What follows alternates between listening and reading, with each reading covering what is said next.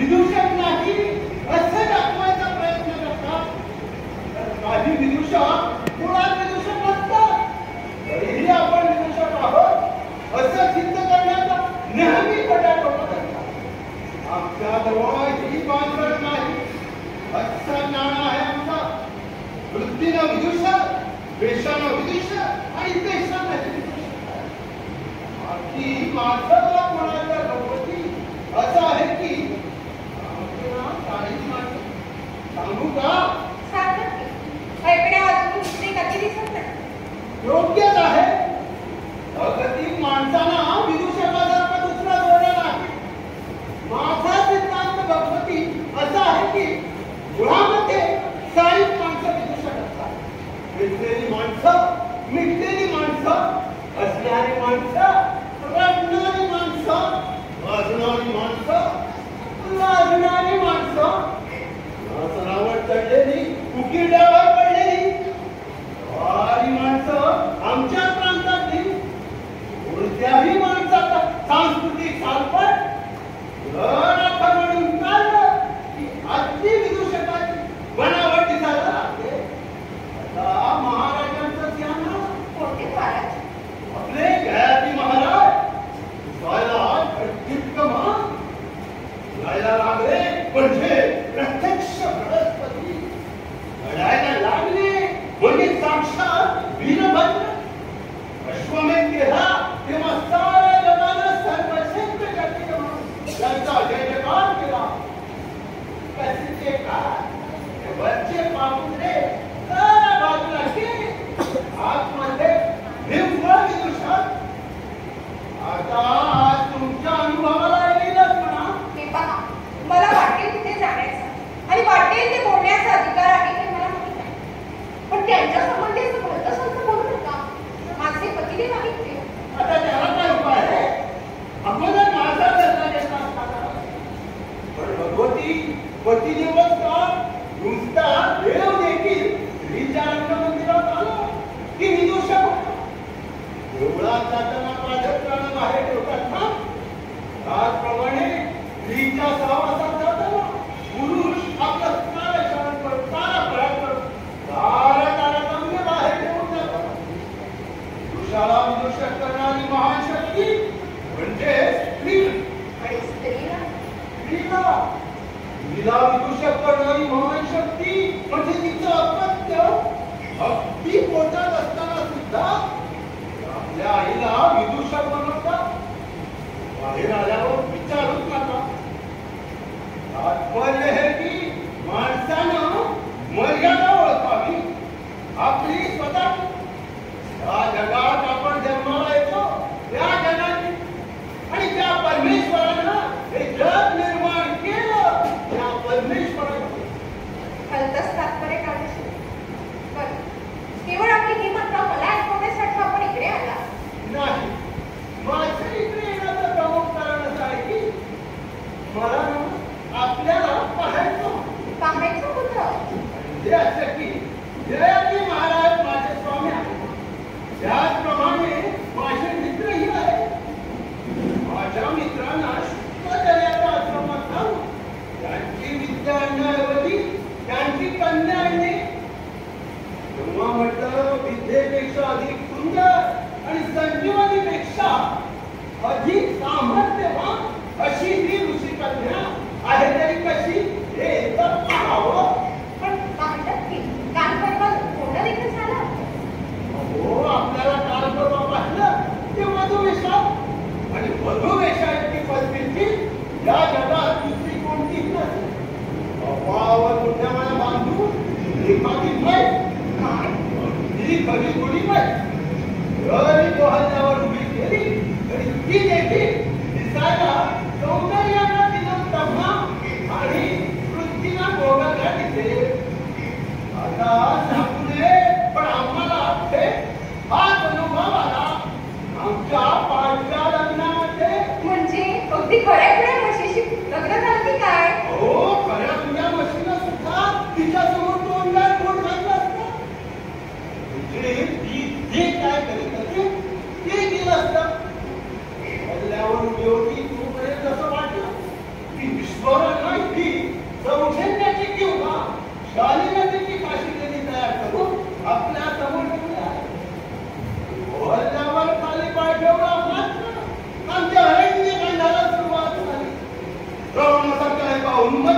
म्हणा जेव्हा तिला आमच्या घरातून पळवली तेव्हा आमचं हे रामायण समाप्त झालं. बायको पळवली आणि तुम्ही काहीच केलं नाही.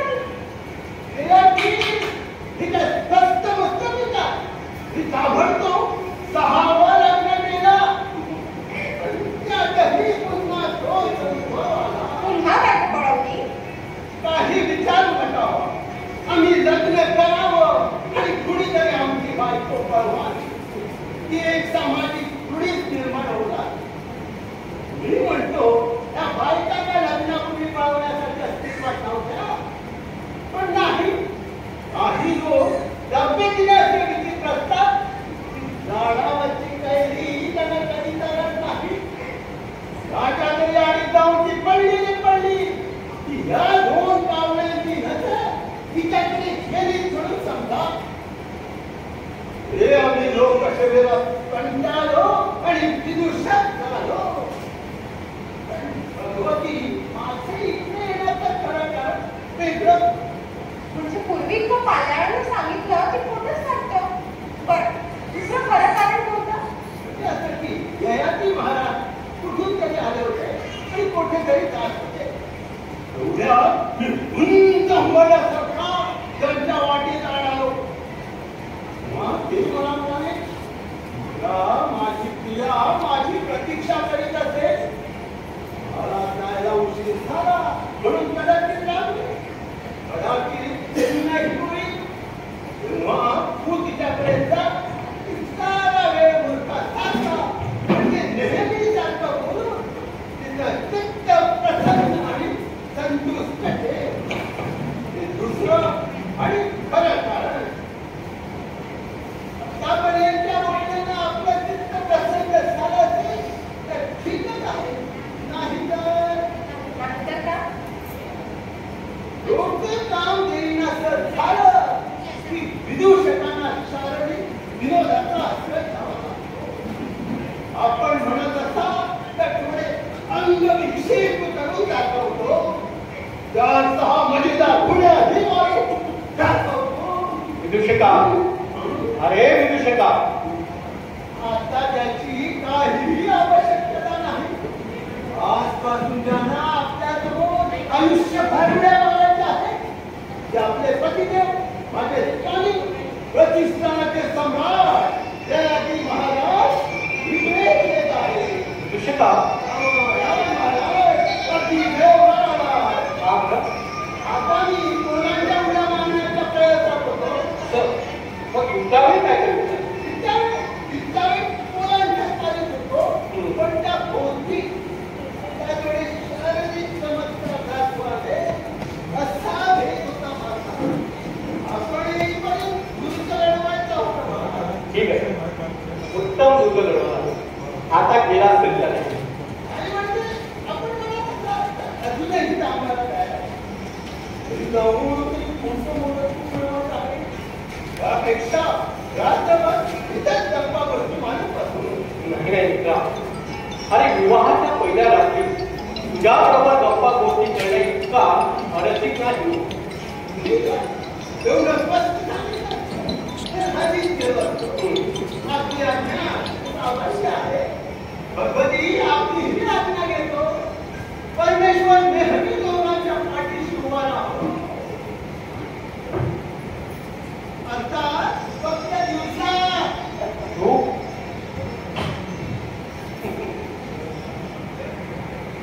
देवी विदूषक ही वस्तू तुझ्या पाठी परिचयाची नसते. त्याचं बोलणं तू मनावर घेऊ नाही हे कुणाचंच बोलणं मनावर घेणार नाही.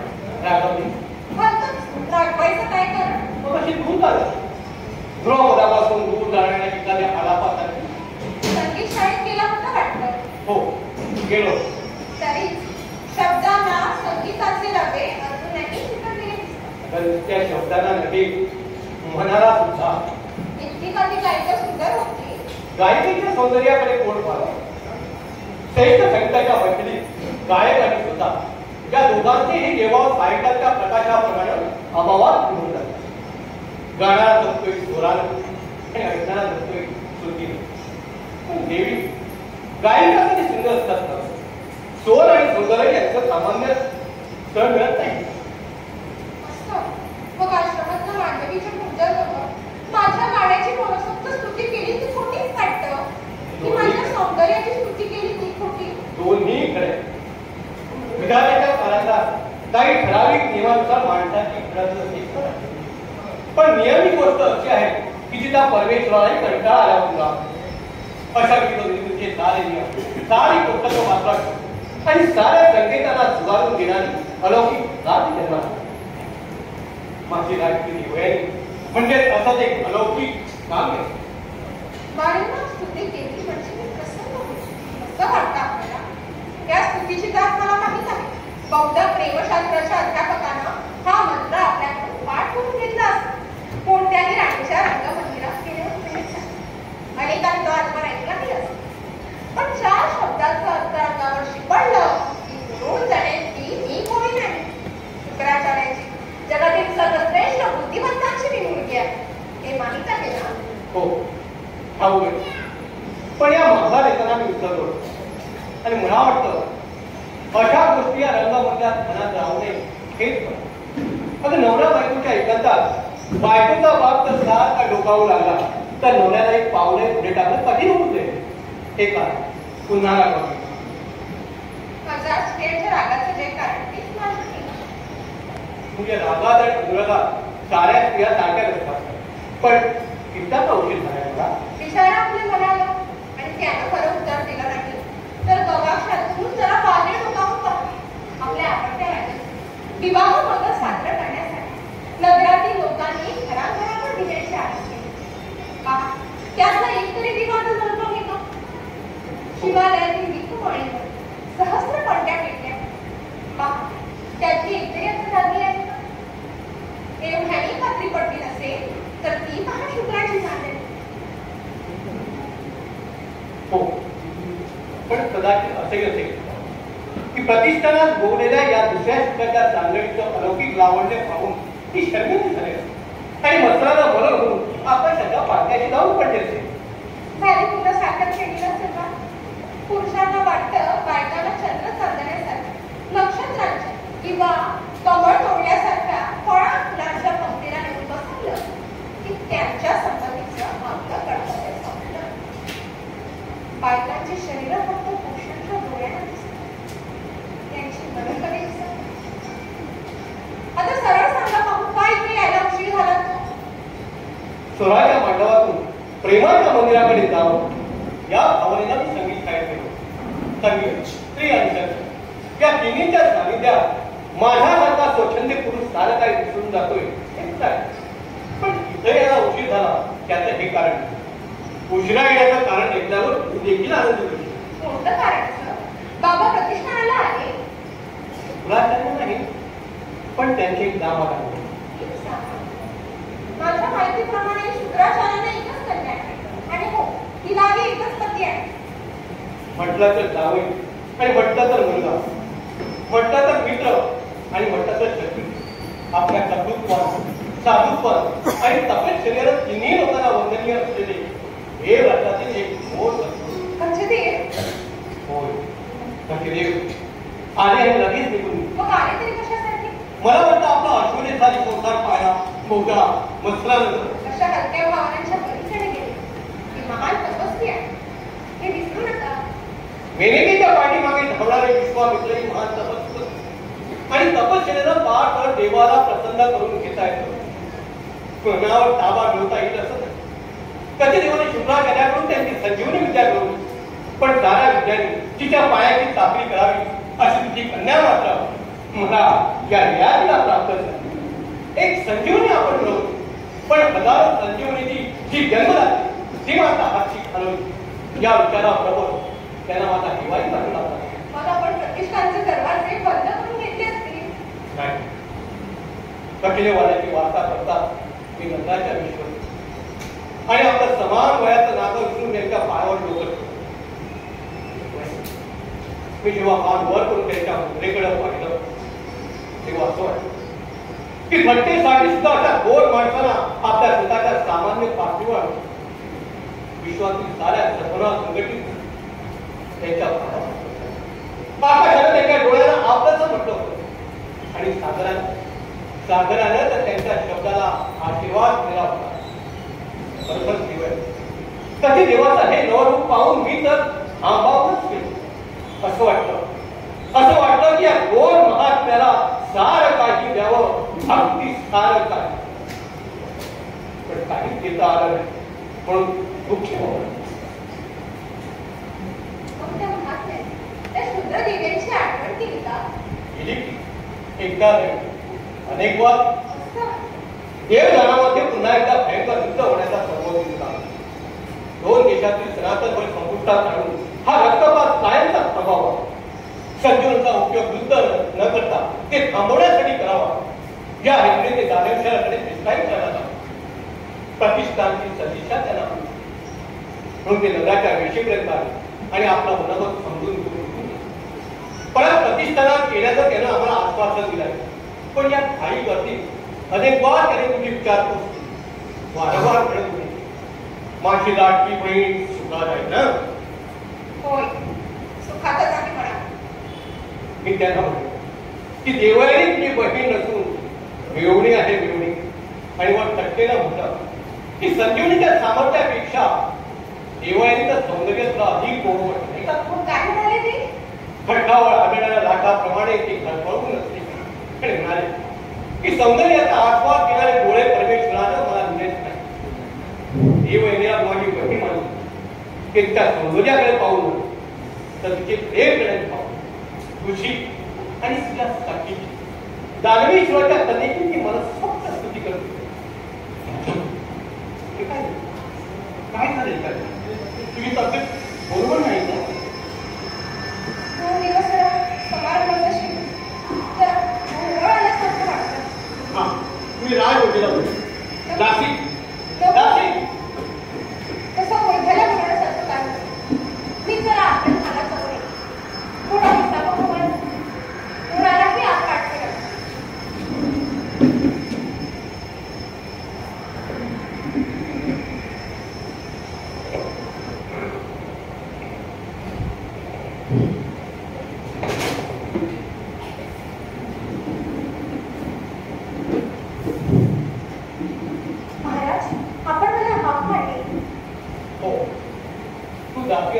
तुला हाक मारली मग दासीनं दासी का तरी तू तर एखाद्या दासीकडे सांगितले तरीही दासी देवी कुठे गेल्यात? आपल्या मागात गेले. रात्रीच्या समारंभाच्या दिनामुळे तिला भो आल्यासारखे होत पण विश्रांती गेला ती आपल्या मागात गेली. मग मी जाऊन बघते त्यांना काय हवं आहे का? नको कुणालाही पाठवू नका म्हणून सांगितलं. मग मी राणी वंशात तुला कधी पाहिल्याचं आठवण नवीनच आठवायला म्हणजे देवयानीचा परिवार म्हणजे देवयानीची लाटकी दासी आहे आणि म्हणून त्या मागावर ती सुद्धा नेमणूक केली होती.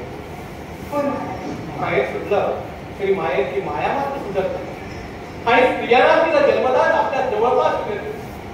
देवयानी सारख्या स्त्रीला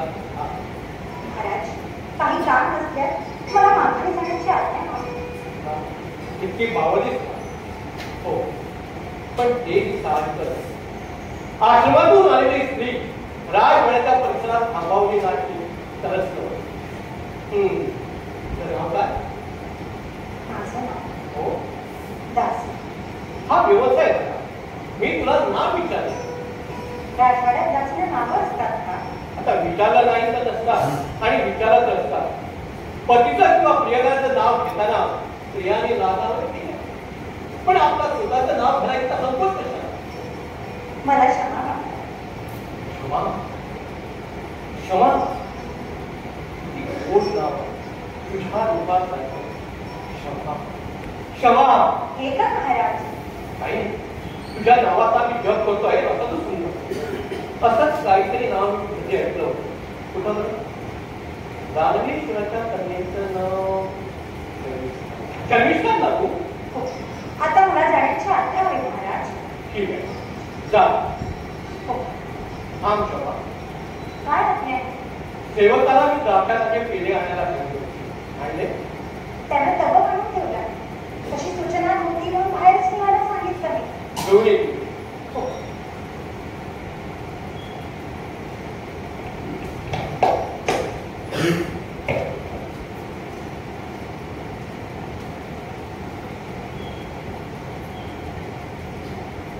आणि ते करतो.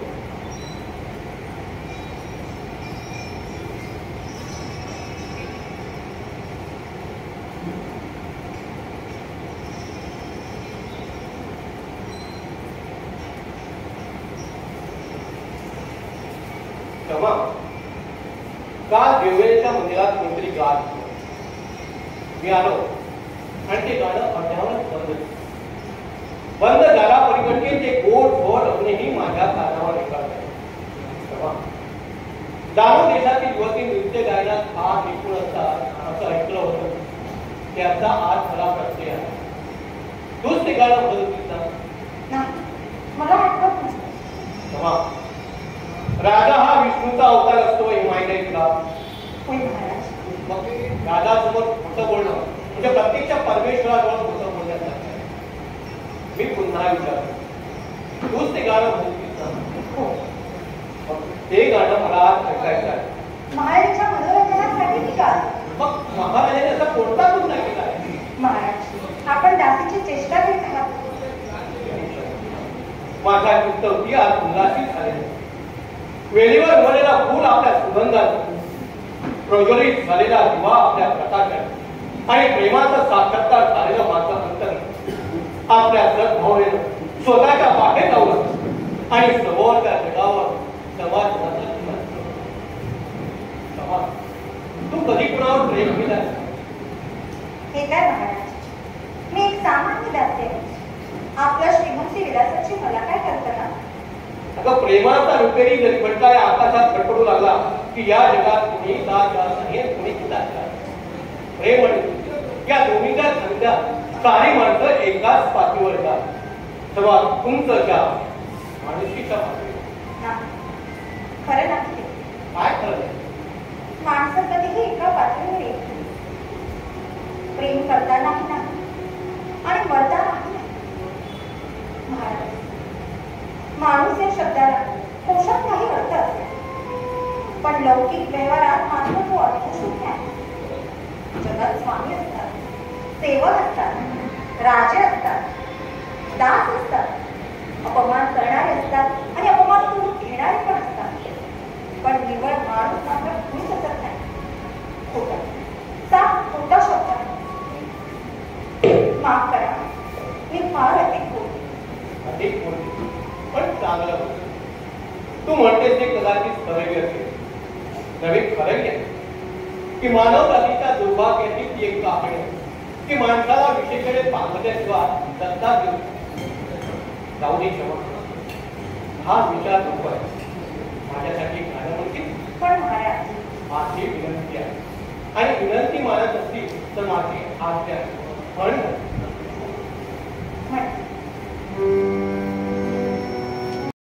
पोट लागते आणि सारखे तुला गाता येत. आश्विनी सांगण्याचे तुझ्या गहू करून माझ्या अंगावर बसत. हे काय केला केव्हा रिकामा झाला ते सुद्धा कळत नाही. आणखी कळत.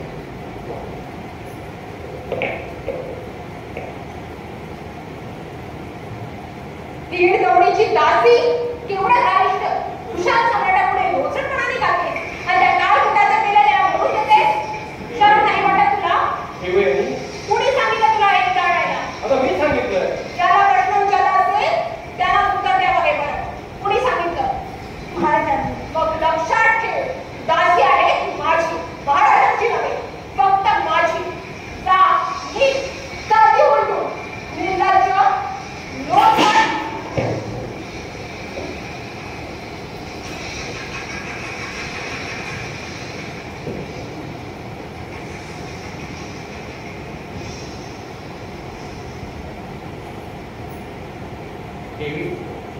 इतका संभावना काय? अगं या त्या दासीचा काही दोष नाही. दासीची फलवणी सम्राटाने करायची आवश्यकता नाही. तुम्ही मंत्र घेतलात? हो घेतलं. मग मला जाण्याची परवानगी असतात. जाण्याची परवानगी कुठे जाणार आहे? नगराच्या शिमेवर असलेल्या पण मध्यस्थ दुखतीने मापलेला महाराज खैरा मान इतकं दूर जायला हवं मला. पण का कशासाठी? मी ब्राह्मण कन्या, मला मध्य चालत नाही. पण तो मध्ये घ्यावं असा तुला आग्रही केलेला नाही आणि कधीही करणार नाही. पण आता विवाहाच्या पहिल्या रात्री मिलनाच्या या कुटीला त्या क्षुल्लक कारणाने डोकं पेटवून घेणं योग्य आहे. अगं माझ्या हातून काहीतरी अपराध घडला असेल तर मला क्षमा करू का? धर्माजवळ क्षमा नसते महाराज. मी तुझ्याजवळ क्षमा मागतोय, तुम्हाजवळ नव्हे. मी फक्त माझा धर्म मानते. आणि प्रेम म्हणत नाही. धर्म एक करत प्रेमाची मती केवढीही असली तर ते धर्माच्या पायरीपर्यंत पोहोचू शकत नाही. कुणीही काही झालं तिथपर्यंत पोहोचू शकत नाही. दरवाजावर पहारा करणारी ही दासी कोण आहे माहित आहे तुम्हाला? कोण आहे? दानव राज्याच्या अधिपती सम्राट वृषपर्वाची मुलगी आहे शर्मिष्ठा. शर्मिष्ठा? होय, सम्राटाची मुलगी. माझ्या दाराची दासी मुलगी आहे. माझा अपमान केला.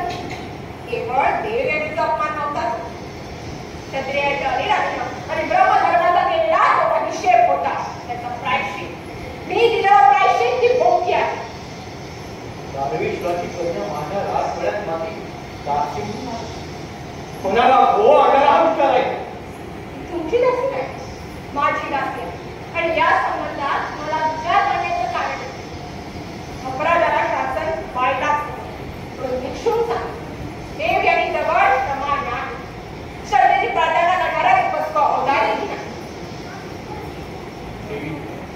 माझं पुढं ऐकून तरी घेशील. इतर हजार कोटीप्रमाणे मध्याच्या अतिरेकाला आणि उपद्रवाला शासन व्हावं ठीक आहे.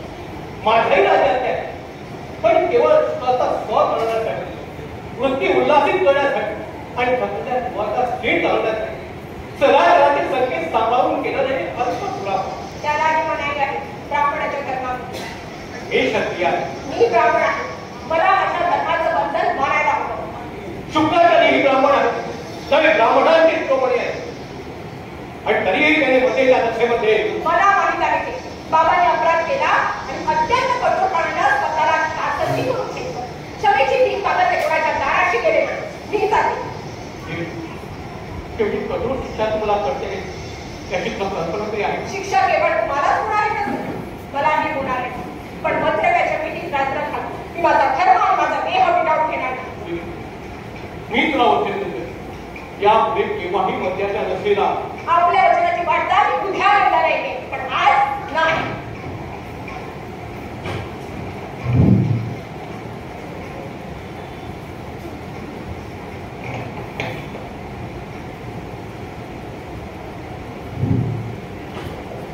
महाराज, स्वामी राजाला बाहेर निघून गेल्या. पुत्रविषयाबरोबर सर्वांच्या महालात जाण्याची त्यांनी मला आज्ञा केली आहे. हो, तिकडेच गेले आहे. का? कारण तिच्यावर क्षमा नाही, केवळ शासन आहे. माझ्यामुळे तर देवी रागवल्या नाही, मी मध्ये क्षेत्र घेऊन आगामीच माझ्यावर. दुराचारापेक्षा सदाचाराचा काही किती घातक असतो हे आज माझ्या लक्षात आलं. सगळ्या माणसाच्या मनाचे असे दगड होत असतील ना तर आज बाबत साऱ्या सत्नराज आपणही रागवलात महाराज. माझं डोकं बघील झालं, मला काहीच कळेल. महाराज, पद्धतींची आत दासी असते तरी पूर्वी त्यांची मैत्री होते. अगदी बालपणापासूनची मैत्री. त्यांचा स्वभाव मला माहीत आहे. त्या दापट आहे, आग्रही आहे. वृत्ती प्रसिद्ध झाल्या की वादळासारख्या उसळतात. आणि हे देवीचं नेहमीच रूप नाही. देवीचं मन स्फटिकासारखं निर्माण आहे.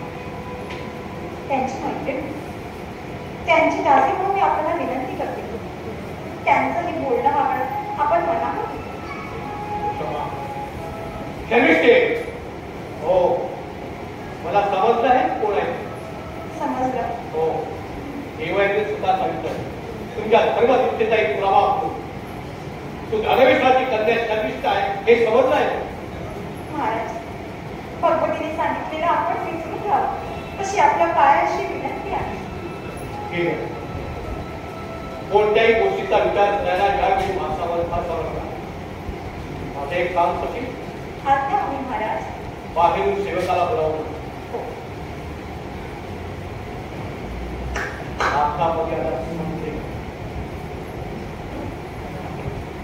सेवका, सचिवाला सांगा माझा रस सिद्ध ठेवा. मी आता शिकारीला जाणार आहे. अर्ध्या घंटेच्या आत सारी तयारी व्हायला मी शास्त्रदारात येथे मला वरती द्या. जा. महाराज, अशा भरत्या रात्रीत मग शिकारीला जाणार? होय. या कठोर वातावरणाच्या काळ्या काढीनं बर्फासारख्या गार असलेल्या प्रचंड शिळा चहूकडून माझ्या अंगावर बसत आहे. मला चेंडून मारण्यासाठी, माझा चेंदा बेंदा करण्यासाठी. पण हे असा म्हणाला, हे इथून बाहेर पडणार या नगराच्या बाहेर, या वाड्याच्या बाहेर, सद्गुणाच्या अहंकाराने चढलेल्या सगळ्या संसाराच्या बाहेर, घनदाट तुरीत मध्यरात्रीचा काळो खोरीत मागाला जाणार आहे. धावत आणि झटपटत पार लोकांच्या खनिजच्या वेगानं पिसाळ स्वापदासारखा, पिसाळ योत्सवापदासारखा. महाराज,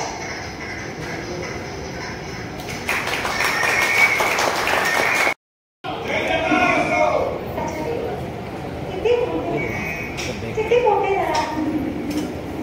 चौपाटीच्या राजला अशा स्वागताचा मुलगा वाटतो. मी धाकटी बेटा नाही तुमची. तुम्हाला आशीर्वाद देण्याचा मला अधिकार आहे. प्रत्येक स्त्रीच्या अंतःकरणात चिरंतन मातृत्वाचा अंश असतो. ती कोणत्याही नात्याला बांधलेली असते तरी त्या अधिकारात सर्वात श्रेष्ठ अशा त्या अधिकाराला मी तुम्हाला आशीर्वाद देते. असेच मोठे व्हा, याहूनही खूप मोठे व्हा. मी तुमच्या प्रकाशित मार्गाने काळोखाच्या कैद्याखाना पंथीमान झालेली या शर्मिष्ठेची वेदना तुमच्या कानावर कधीही येणार नाही. कधीही नाही.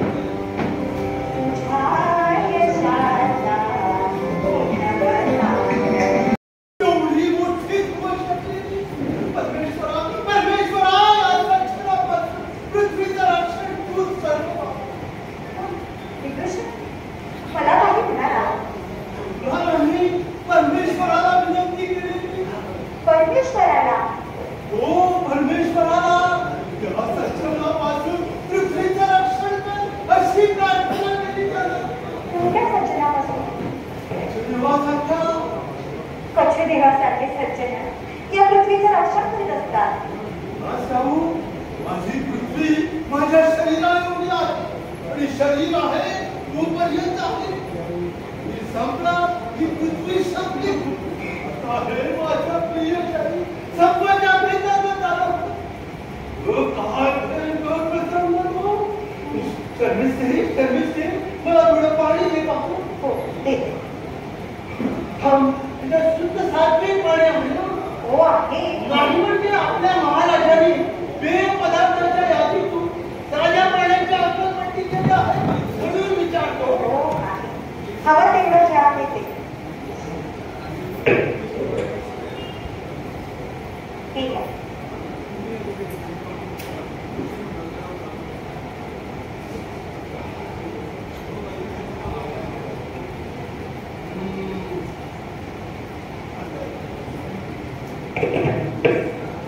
आता जरा तुम्ही जागेवर आला पण काय सांगतो तुझं? हो, अरे हो, राजसेवकांचा गट म्हणून गावालो पक्षाच्या दर्शनासाठी अशोकवनात घुसले. मग त्या बाजूला पळून की त्या बाजूला पळून असं मला बघून गेला. चारी बाजूला पळण्याचा प्रयत्न केल्याने पुढच्या बाजूला प्रगती झाली नाही. जागच्या जागी पळत राहिला. ती रानव्याची ब्रह्मचार आता झाली. तेव्हा तुमची बायको मागे येत आहे. शी डोळे विकून जी मुसलमान मारली. हे मंदिराच्या दारात. पण मी म्हणते, तुम्ही त्या गर्दीत गेला कशाला? अहो, मी कशाला गर्दीत जातो? गर्दीत माझ्यावर काम करून आली. मी आपला शांतपणाने या भिंतीच्या गळ्याखाली बसून कविता करण्याच्या खडपडीत होतो. तो पुरा देखील होत आला होता. प्रथम तर मला असं वाटलं की मी कविता करायला बसलो म्हणून हे आजार न माझ्यावर काय करून येत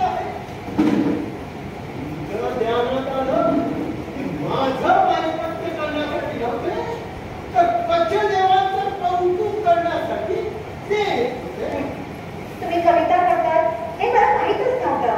मला तरी कुठं माहित होता. मिथुनाच्या हत्या पाहण्यापूर्वी वाल्मिकीला तरी कुठे म्हणत होता की आपण कवी आहोत म्हणून आम्हा कवींचा हे असंच असतं. एखादा अपूर्व अद्भुत रोमांचकारक प्रसंग घडल्याशिवाय आमच्या अंतःकरणात दबा धरून बसलेली शांत कधी बाहेर येत नाही. असा कोणता प्रसंग घडला? कोणता असेल ओळख पाहू. तुम्हीच सांगा.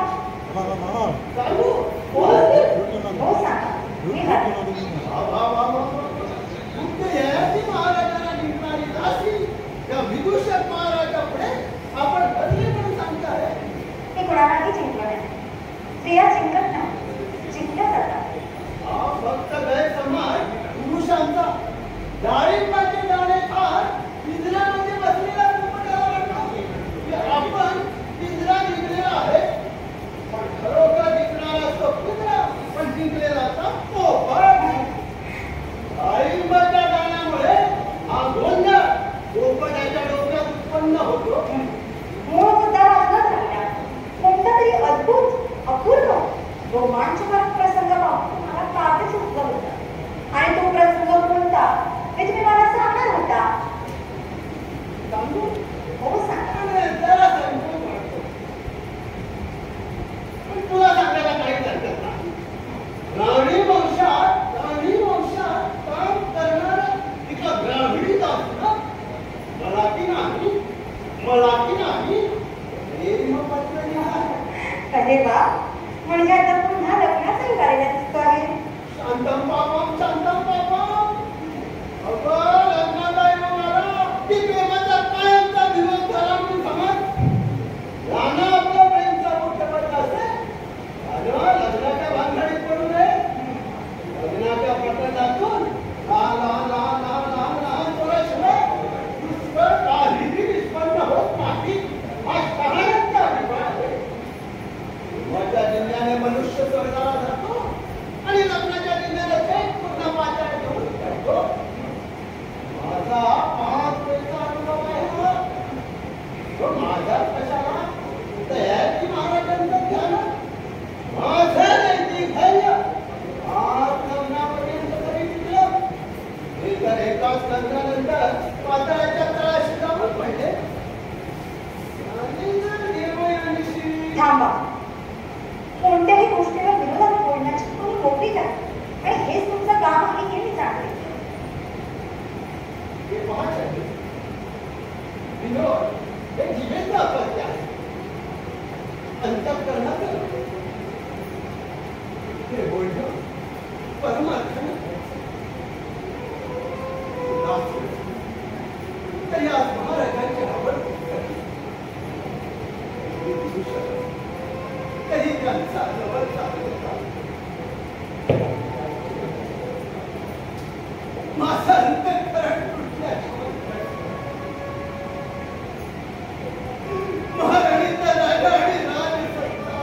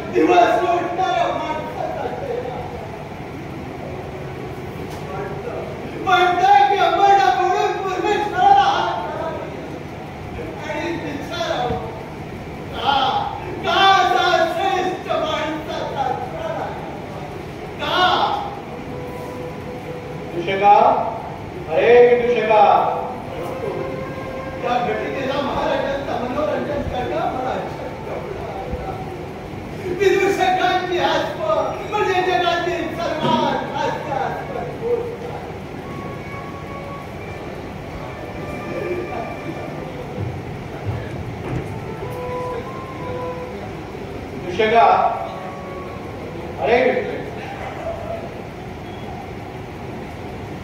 मला वाटतं भिक्षक हो आले होते आत्ताच गेले मी येणार आहे हे माहीत असून त्यांना बोलावं ते यायचे नाही मी बोलावं ते कारण त्यांच्या डोळ्यात असं वाटत ती कुणालाही दिसू नये अशी त्यांची इच्छा विदूषकांच्या डोळ्यात ते विदूषक डोळ्याला लागले म्हणजे सृष्टीचा समारोप जवळ आलाय असं म्हणावं पण तुझ्याही डोळ्यात आत्माच्या डोळ्यात एवढी रडत असेल कदाचित माझा दुपात पाहून आपलं दुःख पाहून पण अपकार नाही त्या केवळ मनानं जगणारा योगी दुःखाच्या पलीकडे जातो त्याचप्रमाणे केवळ शरीरानं जगणारा व्यसनी लपटेही दुःख मुक्तो याचा दुःख मुक्त झाला मला परत माघारी आणण्याचा पण प्रयत्न करणार आहे करणार उपदेश करून नाही फक्त प्रेम कर शब्दाचा उच्चार केला आहे माझ्या आवडीचा कशासाठी माझ्याला राहवत नाही म्हणून पण प्रेमासारख्या कोमल भावनाला माझ्या आयुष्यात आता जातात उरले मला फक्त स्त्रीचं शरीर तिचं मन सत्ता ही माझ्या दृष्टीने केवळ एक व्यसन आहे व्यसन बुद्धीला गाडी येणारे दशा आहे दशा अशा व्यसनाच्या रूपाने येणाऱ्या स्त्रिया माझ्या समूहात मला सहन होता इतर नाही महाराज आपण स्वतःची फसवणूक करत आहात मी व्यसनाच्या रूपानं कधीही आपणाजवळ आले तरीही आपण माझा सहवास सहन करीत असतात फक्त का राजमार पिणाऱ्या हिंस्र जनावराला देखील एखादी अशी जागा हवी असते की विश्रांतीसाठी त्याला मान टाकता येईल महाराज जे आहे ते कबूल करण्याची भीती वाटते आहे तुम्हाला हे शक्य आहे जंगलातील जनावर जशी क्रूर असतात तशी भित्री पण असतात माझ्या फिकटपणाची मला कल्पना का वचनीवर आधी समय झाले तेव्हा त्यांच्या नजरेला नजर घडत ध्येय म्हणा कशासारख्या देवही सारख्या दोन माणसापासून माझं मन सतत दूरपर्यंत आणि धावून धावून कचरेलं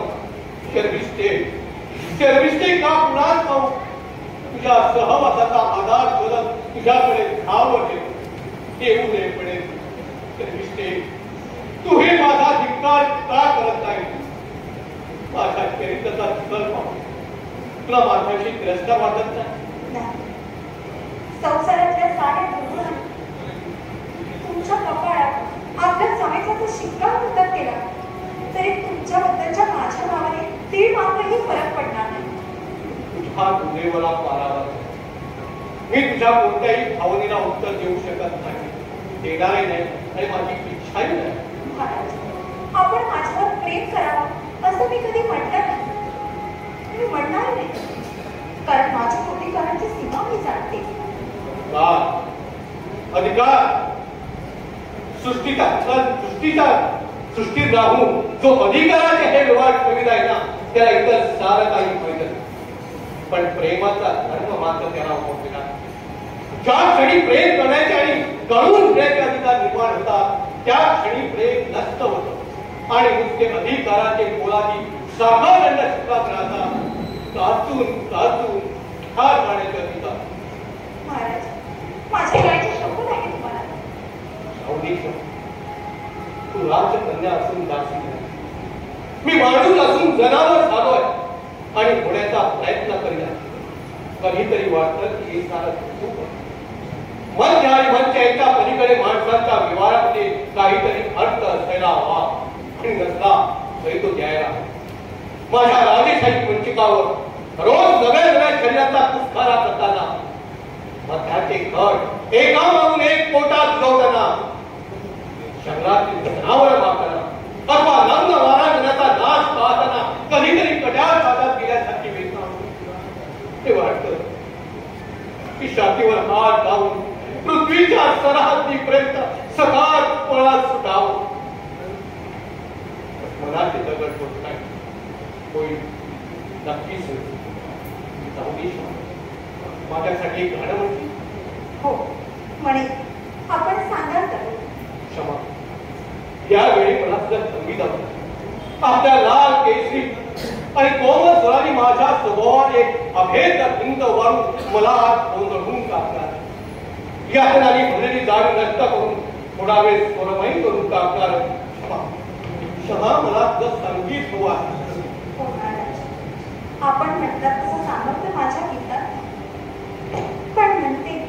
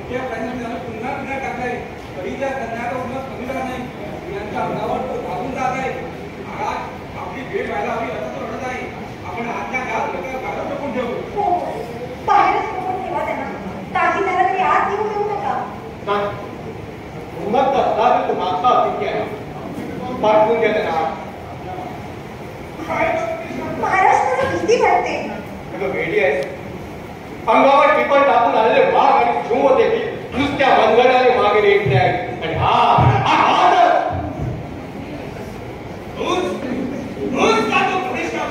होय मीच सारा सम्राट आणि सम्राज्ञीला नाची बातमी सोडून डोळे काढून हात पाय तोडून ठार मारलं पाहिजे हे हा उद्योग करणार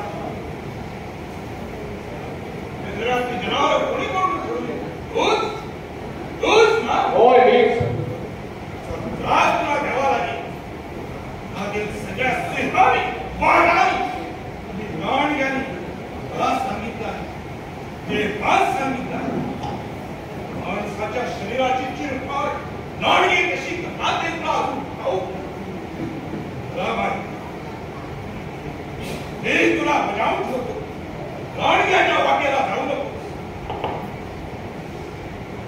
ही कोण हिरेच ते नाणगी माझ्यावर कोण ही माझी दासी आहे साप फोडलं ही दासी आहे माझा सर्वनाश करण्यासाठी मायातील यक्षाने निर्माण केलेला हा एकच साप आहे या साप्यावरील ठिकऱ्यावरील नाही लागली मागे हो संन्यासी नाही मी कुणाचं हे संन्यासी मागे हो संन्यासी हे भाऊ ही पुढे टाकलं तर मला आवडायचं नाही सर्वनाश जागेवर झाला असतं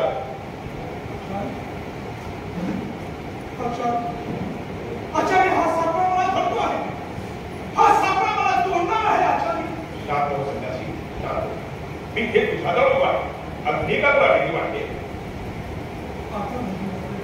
शर्मिष्ठी, तुझ्या दुर्दैवाची वार्ता मला समज. तुझं हे दास्य पाहून मला किती दुःख होत आहे हे तू जाणत आहे. मी देवयंत्र बोलतो. या संबंधात बोलण्यासारखं काही नाही. ठीक, देवयंत्र आपण काही तरीही मी तिच्याशी बोलतो, पण या क्षणी मी इथून जावं हेच बरं. त्याशिवाय संन्यासाचा लोक कमी होणार. दासी, तुला अशोकवनात थांबायचं कारण नाही. कोशिश राजवाड्याचा आणि माझ्या आज्ञेची प्रतिज्ञा कर. आज्ञा आहे.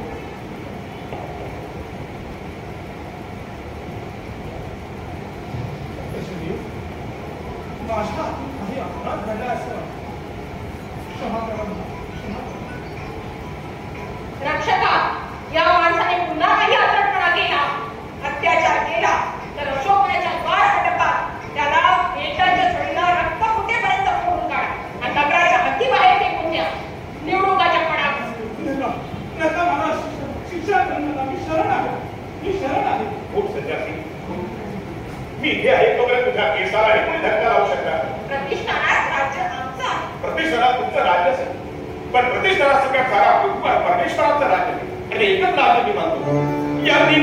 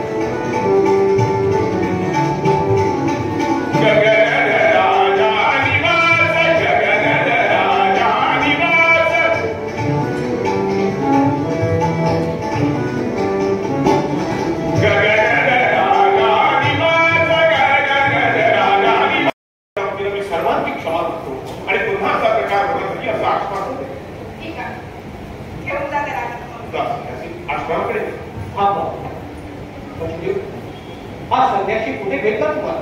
हिमालयातील एका दरीमध्ये मी माझ्या परिवारासह हिमालयात भ्रमण करीत असताना एका दरीमध्ये कनिष्ठ स्थितीत फिरताना तो मला आला. मनाची आणि शरीराची तयारी असताना परमार्थाच्या मागे लागण्याचा परिणाम होता.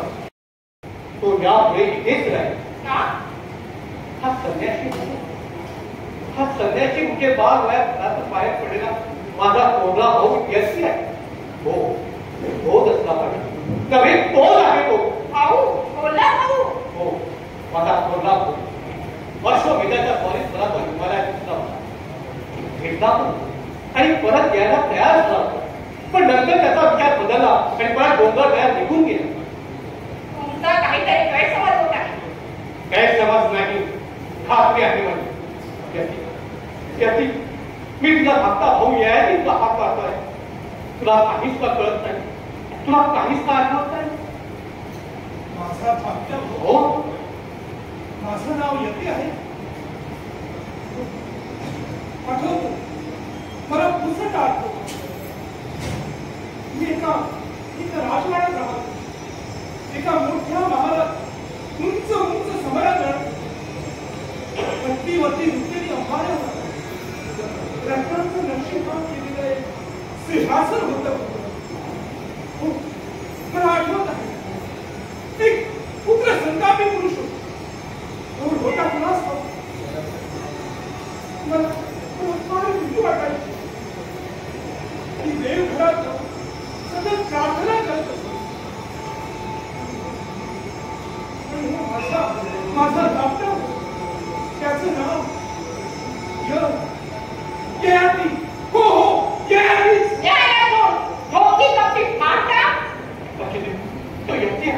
तो यज्ञ आणि प्रतिष्ठाच्या सिंहासनावर त्याचा अधिकार आहे. प्रतिष्ठानचं सिंहासन महाराज तुमच्या एकट्याचं मार्गीचं नाही.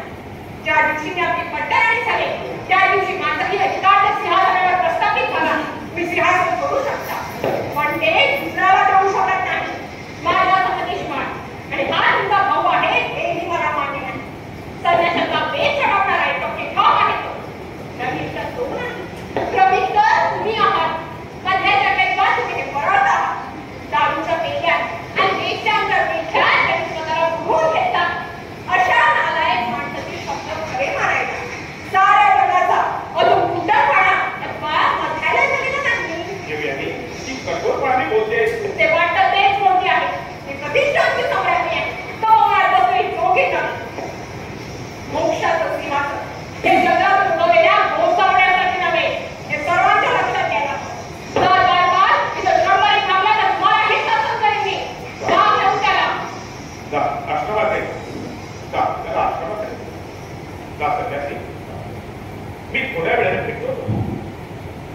जयंती महाराज, तुम्ही कष्टी होण्याचं कारण संन्यासी तुमचा भाव आहे अथवा नाही हा आता प्रश्न निर्माण होतो. नावागावाचा त्याग केलेला संन्यास आहे आणि संसारात मागे फिरण्याचे सर्व मार्ग त्याने उद्ध्वस्त केले. त्याला सांभाळून पुढे नाही मागे पुन्हा त्याला सर्वात संसाराच्या दरवाजाकडे गेला म्हणजे त्याची व्याधी पराकुनीला गेला त्याचा नाश करतो. मी असं होऊ देणार. जयंती महाराज, माझ्यावर विश्वास ठेवा. हाच तो कुणाचाही कुणी नाही. त्याला आपल्या मार्गाने निर्भीडपणाने जाऊ दे. आपला शब्द प्रभाव मी आश्रमाकडे थोडा वेळ त्या संन्यासाकडे राहिला. यज्ञाचा प्रसाद घेऊन काका पुढे रवाना करायचे आणि अध्वरींनाही निरोप द्यायचे.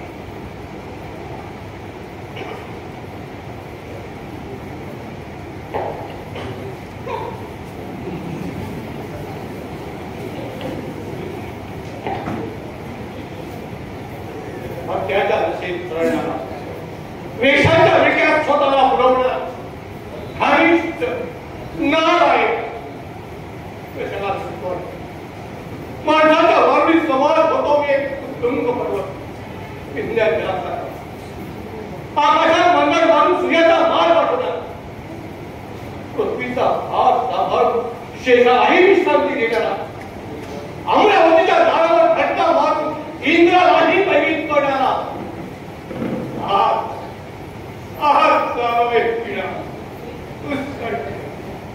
शरीर रोगाचा कॅस वाड्यात बदलला. 100 माध्यांचा अवगत संवाद होता. म्हणून नवटाचं नाव सांगणाऱ्या काही दशा झाली.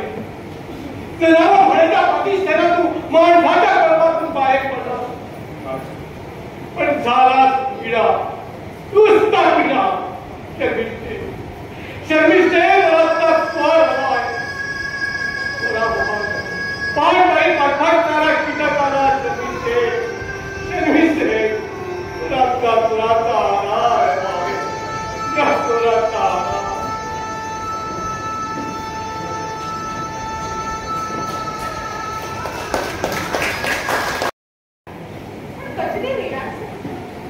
सूर्यास्ताच्या अगोदर मला या उपकरणात भेटा म्हणून मी त्यांना निरोप पाठवला.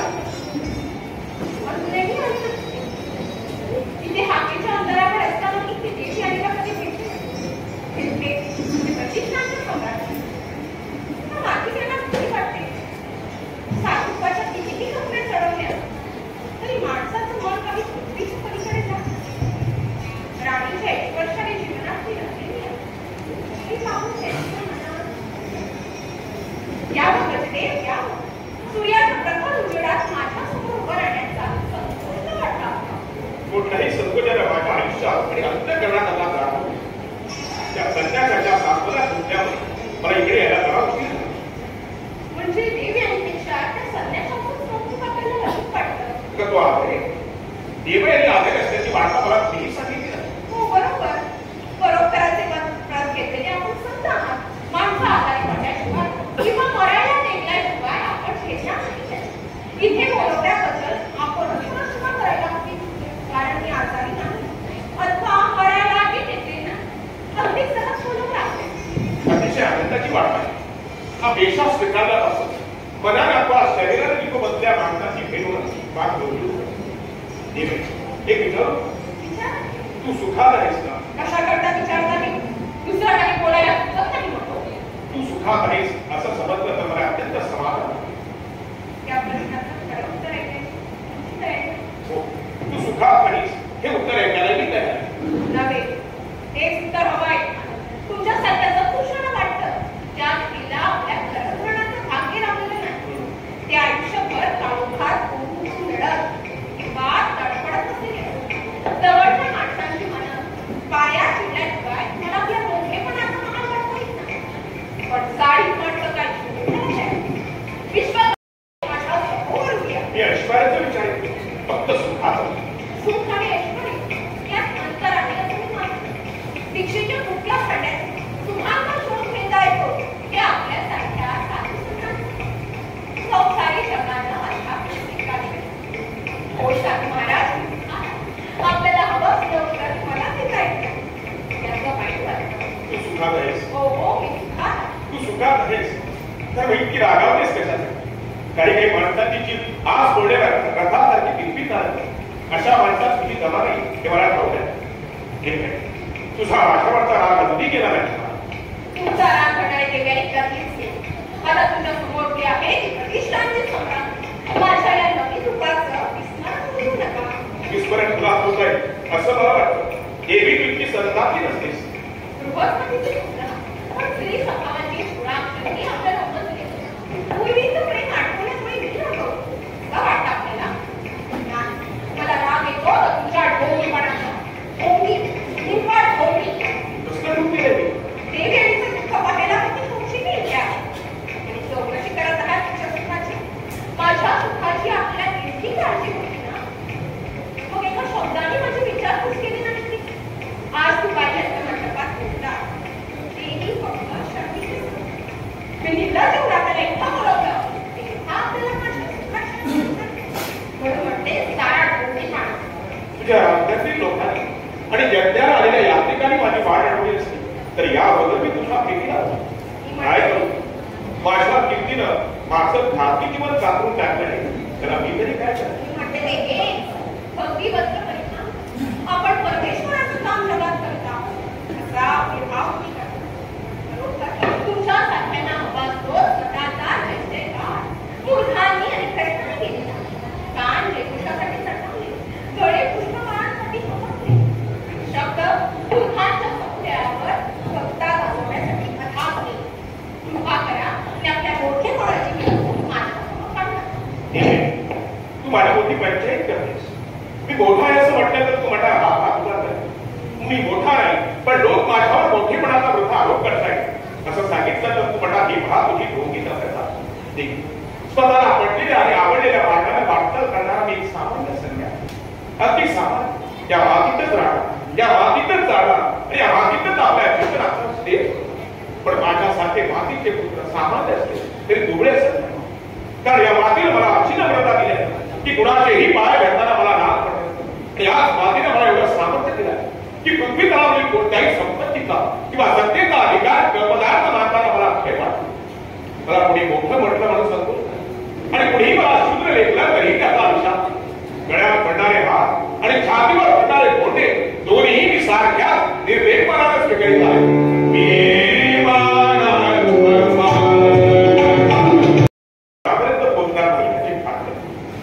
मी याबद्दल तुझ्याकडे आलो नाही हे माझं चुकलं हे मी मान्य करतो. पण या घटनेपूर्वी तू तरी देवाने पण माझ्याशी बोललीस ना. आपल्या अधिकारात आणि वैभवाचा डोक दाखवण्यास तू आतापर्यंत त्याचा माझ्या मनावर परिणाम होत नाही म्हणून तू अस्पष्ट झाली की स्पष्टपणाने आयुष्यातील एक सुवर्ण संधी तुझ्याशी लग्न करण्याची मी चुकवली म्हणून मला पश्चाताप होत नाही म्हणून तू श्रुद्ध झालेस. तुम्हाला काय वाटतं त्याची मला खोटी इतकी ते घडलं नाही त्याबद्दल वाईट वाटत नाही. धर्मशाळा हाच राजवाडा आणि शिक्षेची जोडी हेच त्यांचं राज्य. अशा वैराग्याची पालखी होण्यासाठी मी जगाला आले नाही. जे झालं ते फार चांगलं झालं. ते तू नितांत समाधान वाटत. तुझं उत्तर अज्ञानापर्यंत आणि लढाईचे पवित्र घेत आलेलं असलं तरी मला अवस्थेत होत आहे. निसर्गाचा बेफाना संसाराच्या रावटी बाहेर होणारा मी निसर्ग आहे. पण त्या निसर्गालाही मायेच्या जागा ठेवावं. आमच्या सगळ्यांच्या आयुष्यात दुःखाचे क्षण पुढे आणि आनंदाचे त्याग पुढे. तू सुखात आहेस त्या नितांत समाधान. सूर्यास्त झाला मला जायला हे नगर सोडण्यापूर्वी पुन्हा मी एका तुला भेटे पण एकच सांगावं वाटतं प्रेम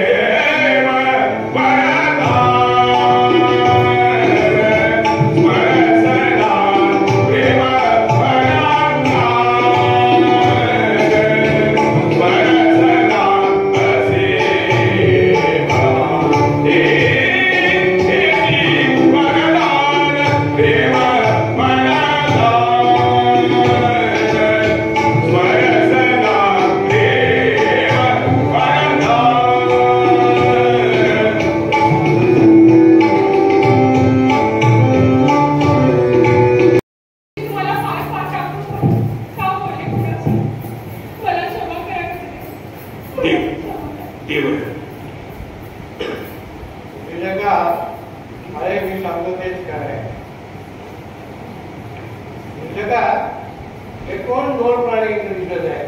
महाराज तू बोला, ही प्राणी या परिचयाची म्हणजे प्राणी माणसं थोर असो, लहान असो, श्रीमंत गरीब, सद्गुणी दुर्गुणी असे शेवटी प्राणी. शेवटी कशाला? सुरुवातीलाही प्राणी आणि मध्यही प्राणी. काय तसं पाहिलं तर आपण सर्वजण प्राणी आहोत. हे दोन प्राणी फार मोठे आणि आपल्या जवळचे आहेत. आपण प्राणी म्हणजे एखाद्या दगडावर आपण पाय ठेवतो, त्याला काळजी म्हणतो. माझ्या दगडावर आपण डोकं ठेवतो आणि त्याला देव म्हणतो. अगदी बरोबर. प्राणी मात्र अधीन असतात. मध्यस्थान नशिबही ते आपण ओळखायला हवं. हे माझं नम्र आहे. महाराज मध्य प्यायले आहेत. मध्य न घेणारी मला कसं बोलतात? कसं वाटतं तिथे आपल्याला? महाराज यज्ञासाठी आलेला शेवटचा महिना जाईपर्यंत मी मध्याला स्पर्श करणार नाही असं वचन आपण दिलं होतं. ते वचन आपण मोडलं आहे. कोणाला दिलं होतं वचन? मला प्रतिष्ठानचा सम्राट दिला, शुक्राचार्याच्या कन्येला देव द्यायला. प्रतिष्ठानची सम्राट शुक्राचार्याची कन्या, पण माझी मात्र कोणी नाही. का मी प्रतिष्ठानचा सम्राट आहे, मग प्रतिष्ठानची सम्राज्ञी ही माझी बायको नाही. अरे मी सांगतो तेच खरं आहे. माणसांच्या व्यवहारामध्ये काहीतरी गोंधळ उडालेला आहे. नाही महाराज, गोंधळ आपल्या डोक्यातच उडाला आहे. हे जग हे माणसाच्या डोक्यावरच असतं. डोक्यातला गोंधळ तुम्हाला जगात दिसतो त्याचा छेद नाही. आज जागेवा आपल्या पट्ट्यावरी बघून की घेऊ यांनी ही देवयानी, मग तिची चोख कुठं आहे? देवयानी घाल आहे, घाल उंच झाडावर बसलेली, ज्याला पानं नाही, फुलं नाही, फळं नाही, नुसत्या हाडासारख्या पांढऱ्या अशा भेसून झाडावर बसलेली. आपली बागदार तोच आपल्या पंखावर घासून तांबड्याला डोळ्याने माझ्याकडे सारखी पाहत असते, सारखी. आपण इथून निघावं हे बरं. मी सांगत होतो की बाहेर पडण्यापूर्वी इथून डोक्यावर बघून घ्या म्हणून. भगवतीनं काय म्हणाला? या वेळानं मला कळवळ किंवा कावळा मिळाला. तू कावळा नाही मुलगा, ही देवयानी आहे. मला गोसावळे कोण आहे?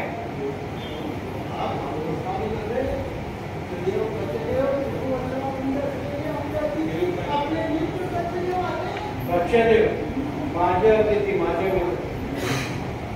मग माझ्या पाहुण्यानं माझ्या बायकोच्या पाठीवर हात कशासाठी ठेवला होता आणि बायकोनं चार हातात कशासाठी धरला होता? अरे मी सांगतो तेच खरं आहे. माणसांच्या व्यवहारामध्ये काहीतरी गोंधळ उडालेला आहे. खरंच का तुम्ही मला ओळखत नाही? लक्षदेव तुम्हाला पण ओळखत नाही, सारा जग तुम्हाला ओळखत. आम्हाला फक्त आमचे मुद्रेच ओळखतात. तुम्हाला राजवाड्याचे राजे ओळखतात, तसे रस्त्यावरचे महारोगी ओळखतात. तुम्हाला ओळखत नाही तो करेक्ट. आणि देवा माझ्या पट्टराणीबरोबर तुमची काय गडबड चालली होती? महाराजांना गडबड म्हणायचं होतं. मध्यामुळे शब्दाची थोडी गडबड झाली. आपण मनावर घेऊन गेलो. तू मध्ये बोलू नको. अरे मध्ये घेतला तर ती शब्दाची घेत मला सांग. आम्ही दोघे करीत आहोत ती बडबड काय, आणि या दोघांनी केली आहे ना ती गडबड. सांगा काय चाललं होतं तुमच्या दोघांचं? स्वतःच्या धनावर होऊन ठेवलेल्या माणसाला कुठले प्रश्न विचारण्याचा अधिकार नाही. थांबा.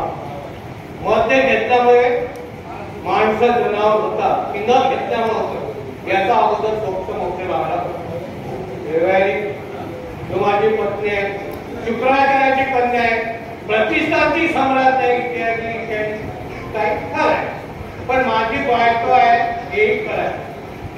सचदेव तुम्ही माझे पाहुणे आहात, यात्रेसाठी आलेले रुक्मिणीचे आहात.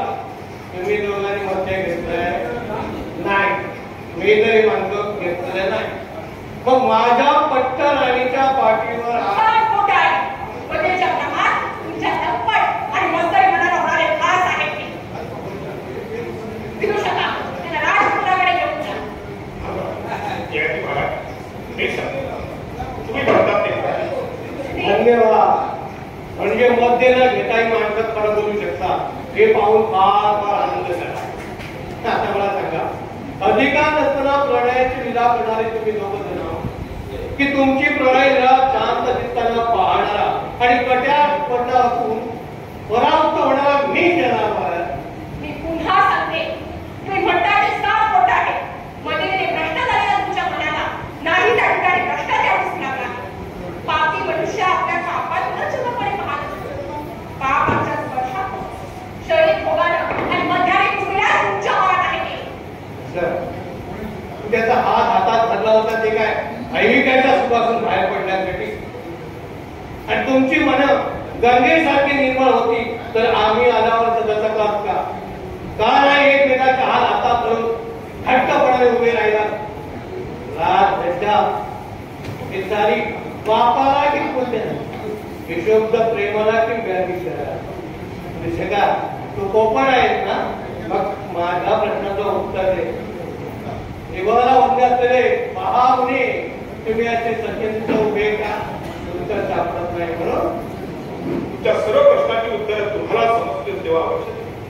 लौकिक रीतीभातीच्या दाबामुळे पुण्य आणि सदाचार ही कित्येकदा मी सचित्र झालो आहे ती तुमची अवस्था पाहतो. माझ्या अवस्थेला काय झालं?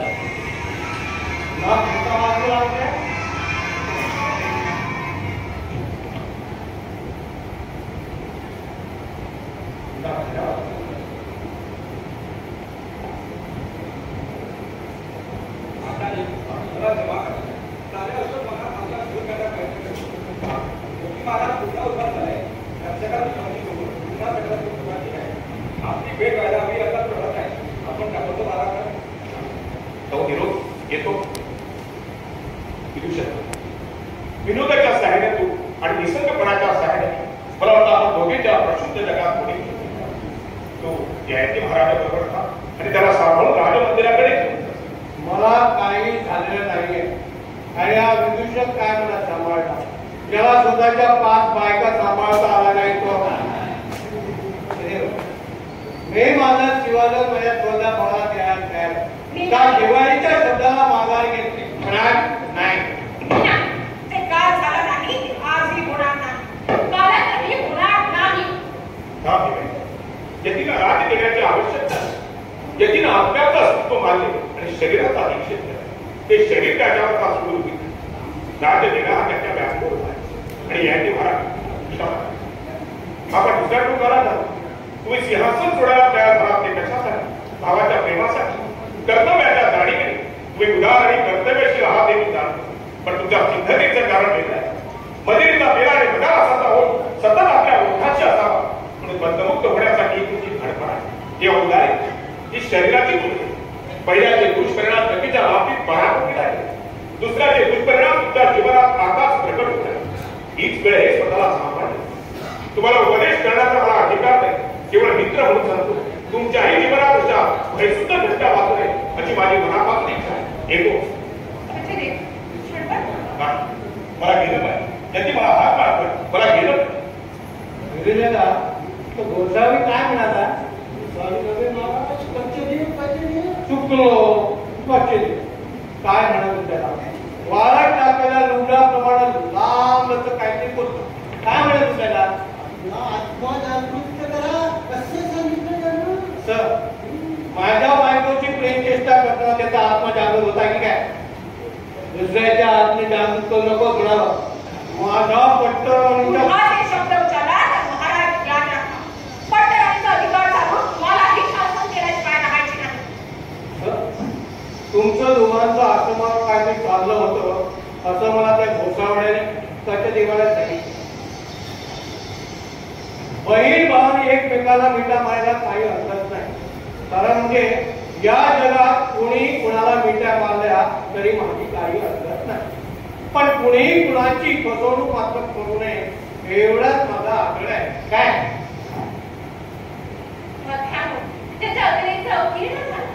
अशा माणसाला या गोष्टी समजायच्या. महाराज मला तर वाटते ते मला त्याची कवडी इतकी केली. पण जाताना एकच बजावून सांगते, जरा सावध नाही. आज मक्याच्या रशीद का होईना, पण तुम्ही माझा अपमान करायला सुरुवात केली आहे. कदाचित माझ्या अधिकाराचा परवा संपवण्याची प्रस्तावना, पण ध्यानात असू द्या, मी पहिल्यांदा शुक्राचार्याची कन्या आहे, नंतर तर सर्व काही. मी सहन करेन, कोणतीही स्त्री सहन करीन त्यापेक्षाही अधिक सहन करेन.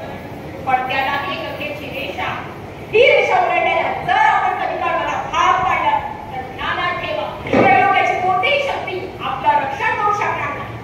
बाबाने आपल्या तत्वज्ञानाचं काही अंश मला कन्यात्मक होऊ दिलेला आहे. आयुष्यात एकदाच एक क्षण मी त्याचा उपयोग करू शकेन. मला हवा तो बळ देऊन अथवा हवा तो शाप देऊन. ऐका महाराज, हवा तो शाप देऊन. हा नाही नागिन आहे, नागिन. दादा काल करता वीज भाषण करून बेसावर जगात वावरणारी एक भयंकर नागिन आहे. कुठल्याही क्षणी आपल्या दाताची वीज बाहेर सोडेल आणि माझा सर्वनाश करत आहे, हे काही सांगता येणार नाही. तू माझा मित्र आहे, आताच्या आता क्रोधाकडे जा आणि सापडेल तो मुक्त शोधून काढा आणि कुलदेवतेच्या मुलात लग्न लावायची चित्र दाखवा. आपली नशा बरोबरच उतरली आहे. हो, देवाचं भयंकर रूप दिसलं त्या क्षणी महाराज, लग्न कुणाचं लावायचा त्याचा खुलासा झाला तर बरं होईल. कारण मुलगा लग्न करायचं नाही झालेलं आहे आणि स्वतः राजपुरोही वृद्धापकामुळे अशा गोष्टींच्या पलीकडे गेलेल्या आहेत. देवाने कृपद्वारे कच्च्या दिवस ज्यावेळी त्यांचा हात हातात हल्ला त्याच वेळी मला कळत क्षमावर निघाचा अवचाव करण्याच्या डोळ्यातून तांदळाच्या धारावा आपल्या रक्ती मनाचा सातवन करण्यासाठी तिने माझ्या जीवात नावाला अधिकार केला होता आणि ताज अधिकार कायम राखण्याचा तिने निर्धार केला. पण हे मृत्यूसमोर निर्भर आहे. मी शर्मिष्ठाची विवाह करीन आणि माझी पट्ट राणी बनून. महाराज, दासीला पट्टेराणी करेल. दासीला नव्हे, माझ्यावर सध्याला प्रेम करणाऱ्या राजकन्येला.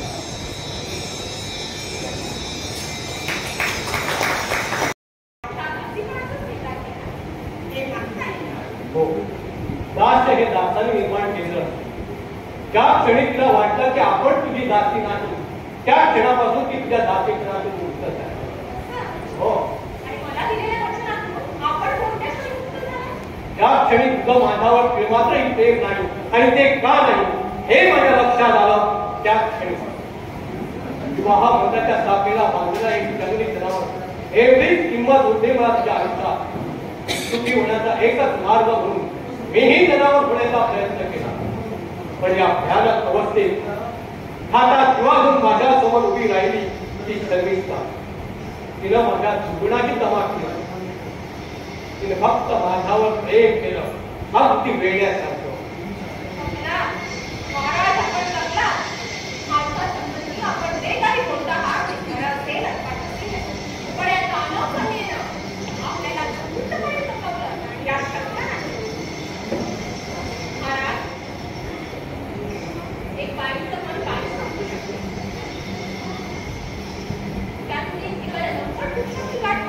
त्याच्या मनाच्या उद्या हवा कसा आकार देणं हा सुंदर आणि गुप्त स्त्रीचा हातात किंवा म्हणून म्हणते एक नाटक, निव्वळ नाटक. नाटक जर इतकं मनापासून आणि खऱ्यासारखं होत नाही तर त्याचा सत्य म्हणून स्वीकार करायला मला मुळीच संकोच वाटत नाही. शर्मिष्ठाच्या प्रेमामुळेच मला जाग हे मी कुठल्याही स्त्रीला जवळ देणारा मी तिला मात्र जवळ करू शकतो नाही. पण काल मला कळून चुकलं की नाटक तू केलं आहे हेच तर नीतिमत्तेचं. खोलतापणानं कारस्थान तू केलं आहे मला पादांगात करण्याचं. शर्मिष्ठेचा स्वीकार करण्याचाच करेल तर गणित लक्षाप्रमाणे तुला दूर फेकून देण्याचाही आज मला अधिकार आहे. पण मी तसा करणार नाही. ठीक आहे आणि एकेकाळी मी तुझ्यावर मनापासून प्रेम केलं आहे हे मी विसरू शकत नाही. राणी पदाच्या सर्व सन्मानासह माझ्या मनात तुला आनंदाने कुठेही राहता येईल. पण तुझं आणि माझं नातं संपलं हे तू केव्हाही जोडलं नव्हतं ते आज मी तोडून टाकलाय. तो मला शुक्राच्या एका तपाची किंवा सापाची भीती घातली होती, पण आज मला शुक्राच्या एका तपाची काळी मात्र भीती वाटत नाही. आज मी मृत्यूसमोर निर्भय आहे.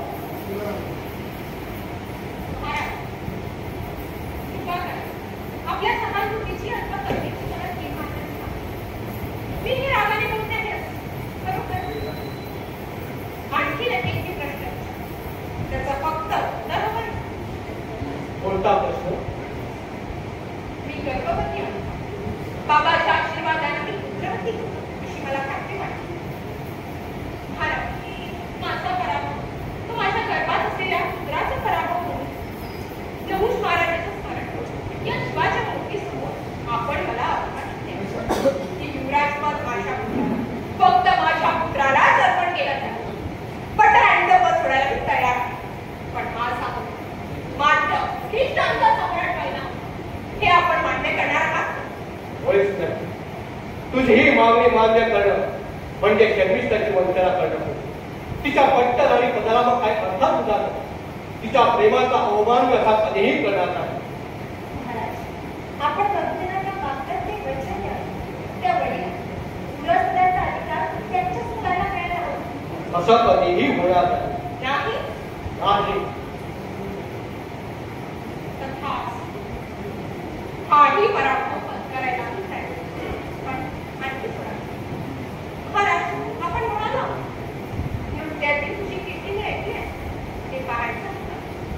पण प्रतिष्ठांच्या सम्राज्ञीनं इतरांच्या मनोरंजनासाठी नृत्य करणं श्रेय असं वाटायचं. मी म्हणाले आपली इच्छा मी कधीतरी आज दिली. जीवनाच्या एका दारात दुसऱ्या दारात ती प्रवेश अशा वेळी सदाशिव त्यांचे आशीर्वाद पुस्तकावर घ्या. पूजेची सर्व सिद्धता झाली. आपण उपायदारी थोडा वेळ थांबावं.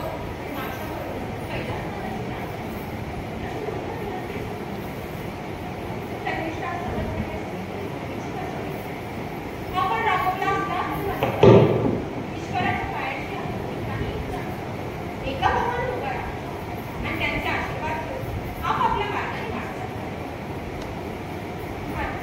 आपली इथे कदाचित सुद्धा देवीची एवढी हीच तरी मागणी आपण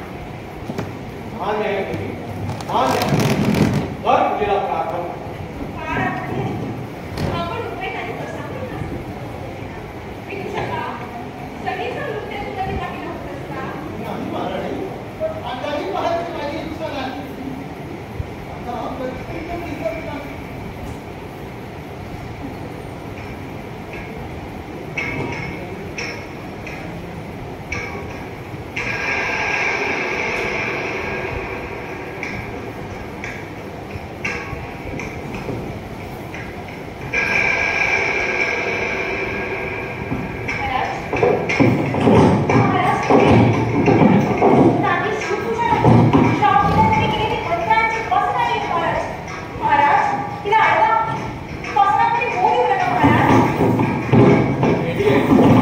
देवाच्या शब्दावर माझा पूर्ण विश्वास आहे की असं काहीही करणार नाही. महाराज तुझी मांडणी कुठे आहे? पहा महाराज, परागणाला नागिनीसारखी ती मुद्रा आहे. तिथे मी यमासारखी कठोर झाली. नेत्राचे निखारे झाले. विदूषका तू जा आणि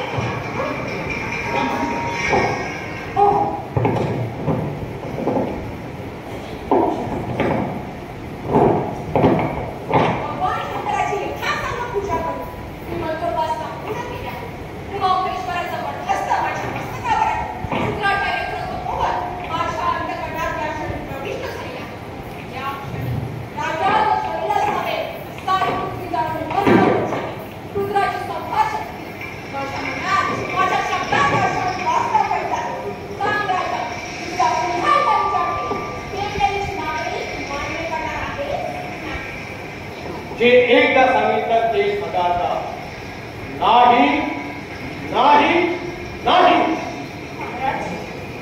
महाराज हो म्हणा. माझ्यासाठी तरी हो म्हणा महाराज.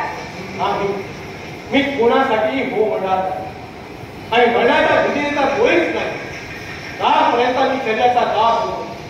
शरीर वाचवण्यासाठी कदाचित काल हो म्हटलं असतं, पण आज नाही. राजा, वडिलांना तुमचं सांगतं, ते वाढत नाही. मी तुला दुःखात मुक्त करणार, तुझं दुःख सतत वाढवणार आहे. या खटकेला माझ्या या हातामध्ये साक्षात मृत्यूनं काढलेला. मी तुला मृत्यू देणार नाही. मी तुला देणार आहे दुःखात्म. प्रत्येक क्षणाला मरणापेक्षाही असावे यातलं. पितृ तिरस्कार सब दुःखात्म देणार आहे मी तुला. महाराज, हो म्हणा. नाही. देवी, देवी, मी तुमच्यापुढे पदर पसरते. महाराजांच्या वतीनं तुझं मागणं मान्य करते. तू मागितलेलंस ना, मागितलेलंस सारं सारं द्यायला मी तयार आहे. मी प्रतिष्ठान सोडून जाईल.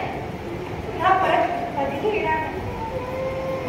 शिक्षा करायची असेल तर ती मला कर. मला तुला जाणून टाक. विद्रूप कर, पण ते कर. पण महाजनात शाप देऊ नकोस देवी. दया कर देवी. माझ्या नौकेच्या शक्तीला दया नाही. तिला माहित आहे फक्त संहार, काम, दूर हो. तुझ्या विचारात सूत्र मला करायचं असतं, त्याची तेव्हाच नव्हतं. राजा, तुला पुन्हा एका विचारते. श्रीमान नाही. तथास्तु. हे भगवान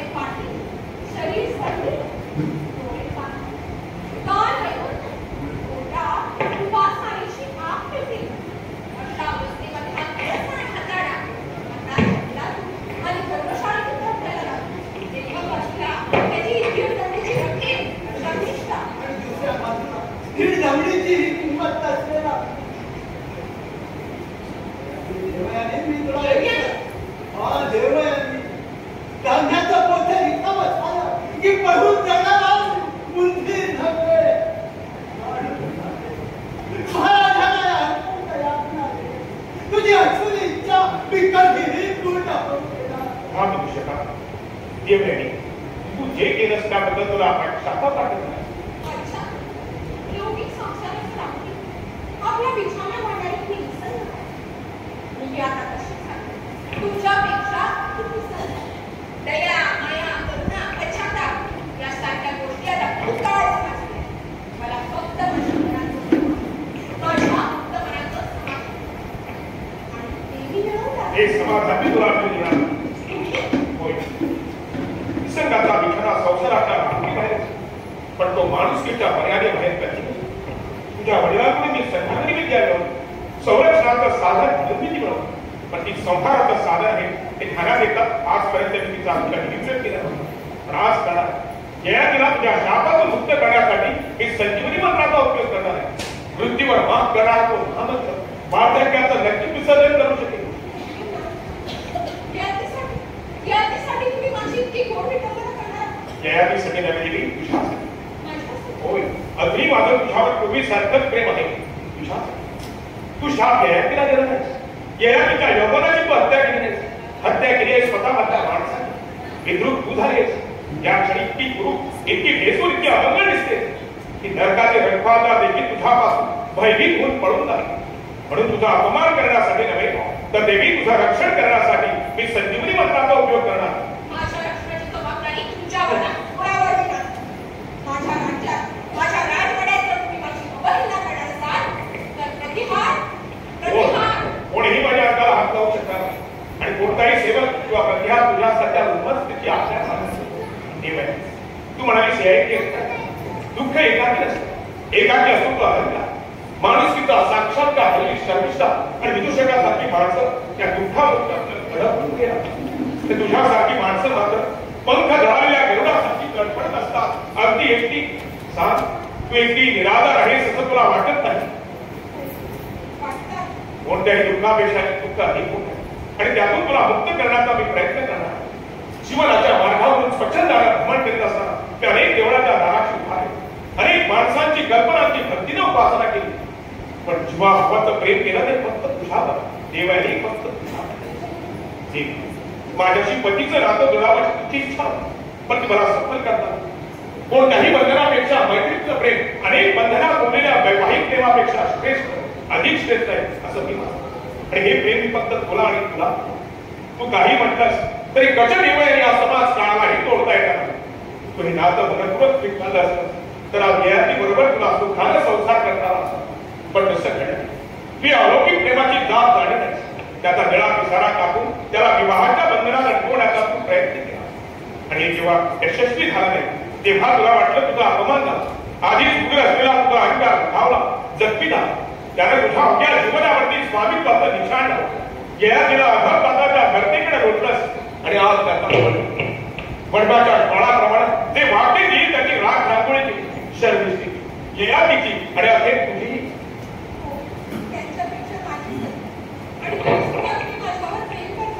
कोणीपेक्षाही नाही. त्याला कोणतेही पास नाही, कोणतीही बंधनं नाही आणि परस्परांच्या जीवनकोशात आक्रमण करण्याची त्याला पीळ मात्र असतात असं हे प्रेम. आणि ह्याच प्रेमासाठी वडिलांच्या पायावर हात ठेवून केलेली प्रतिज्ञा मी आज होणार आहे. ययातीला तुझ्या शापावर मुक्त करण्यासाठी मी संजीवनी मंत्राचा उपयोग करणार आहे. शर्मिष्ठे, विदूषका, उठा. हा जोडा ईश्वराची प्रार्थना आहे. मी मंत्रोच्चार देत आहे की माझा मंत्र यत्न सफल होतो आणि देवी तू सुद्धा. या पापकृत्याची मी जन्म झाली. माझी प्रार्थना परमेश्वरापर्यंत पोहोचायची. तसं होणार. ययातीसाठी, माझ्या मंत्राच्या यशासाठी आणि स्वतःच्या हितासाठी ईश्वराची प्रार्थना कर.